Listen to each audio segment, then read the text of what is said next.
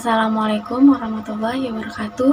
Sebelumnya, perkenalkan, saya Fabekia Al-Fauzani Arifin dari Fakultas Agama Islam, Prodi Manajemen Pendidikan Islam, kelas 2D, dengan dosen pengampu, Bapak Umar Mukhtar. Di sini, saya akan menjelaskan tentang pendidikan agama Islam. Apa itu pendidikan Islam, konsep pendidikan Islam, orientasi pendidikan Islam, lingkup pendidikan Islam, serta keterkaitan pendidikan Islam dengan pendidikan umum dan pendidikan agama Islam. Apa itu pendidikan Islam? Pendidikan Islam adalah sistem pendidikan yang dapat membuat kemampuan seseorang untuk memimpin kehidupannya sesuai dengan cita-cita Islam.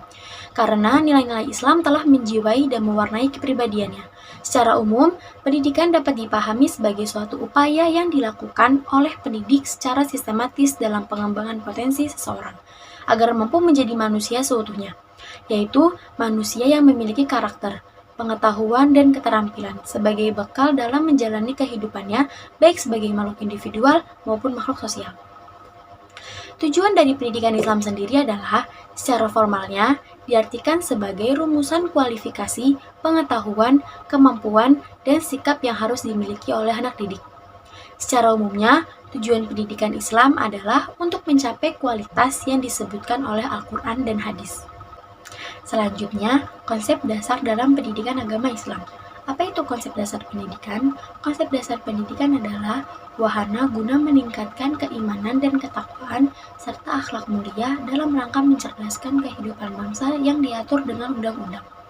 Lalu, apa saja dasar dalam pendidikan Islam? Konsep pendidikan Islam dibagi menjadi 4, yaitu at-tarbiyah, at-ta'lim, at-ta'dib, dan ar-riyadhah. Saya akan menjelaskan dari 4 konsep pendidikan Islam tersebut. Yang pertama, at-tarbiyah. At-tarbiyah berasal dari kata robba yarbu, yang berarti memperbaiki, memelihara, menjaga, menguasai, tumbuh, dan bertambah.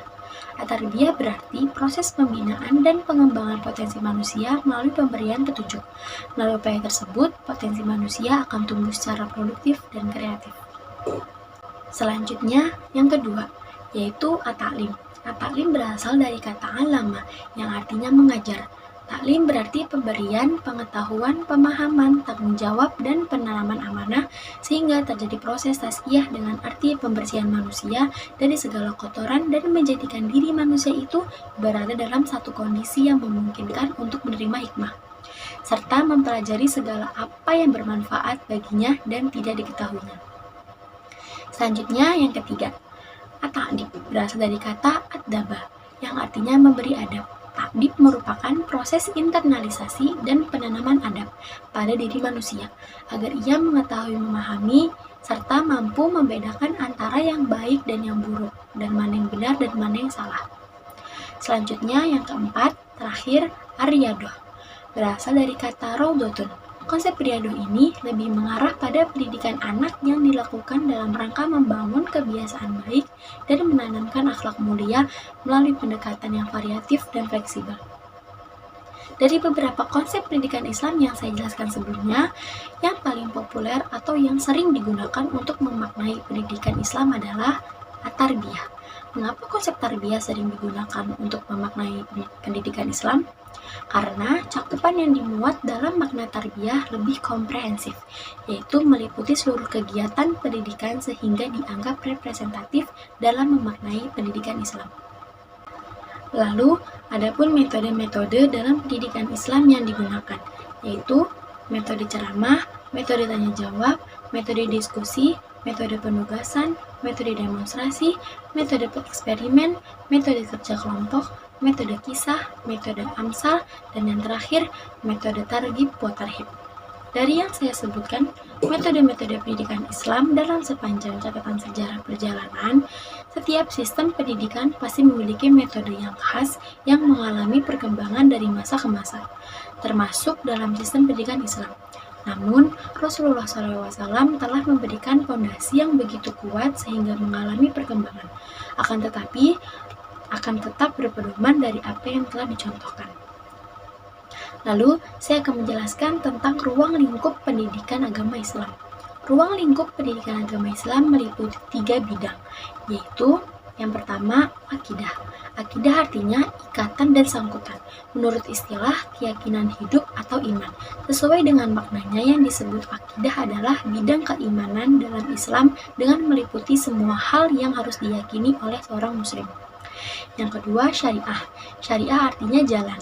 Menurut istilah, peraturan Allah yang mengatur hubungan manusia dengan tiga pihak Tuhan sesama manusia dalam alam seluruhnya.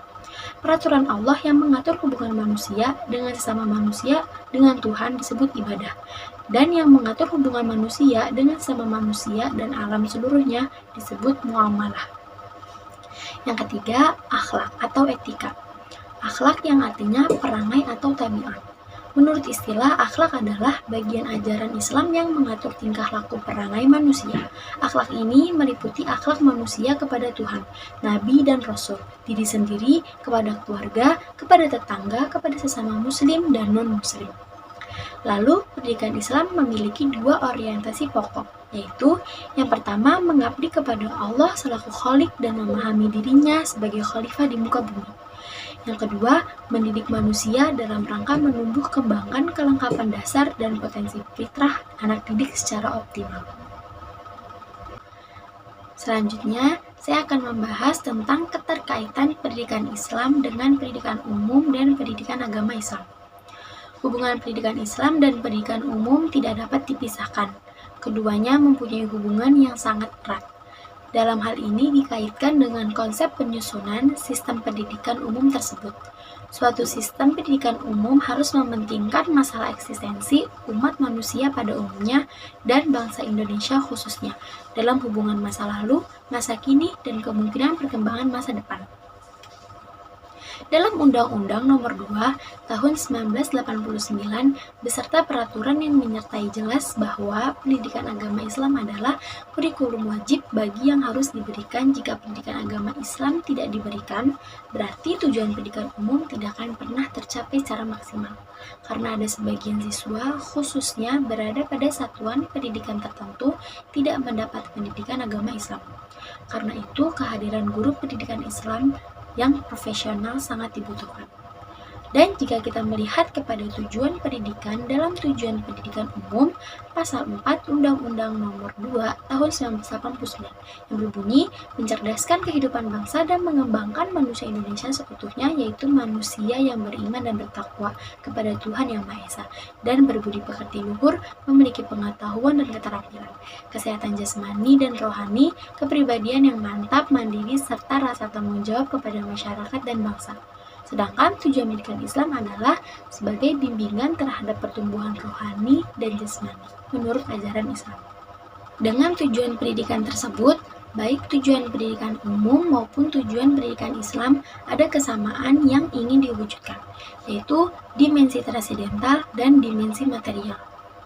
Pendidikan Islam dan pendidikan umum terdapat tiga segi yang dapat ditelusuri.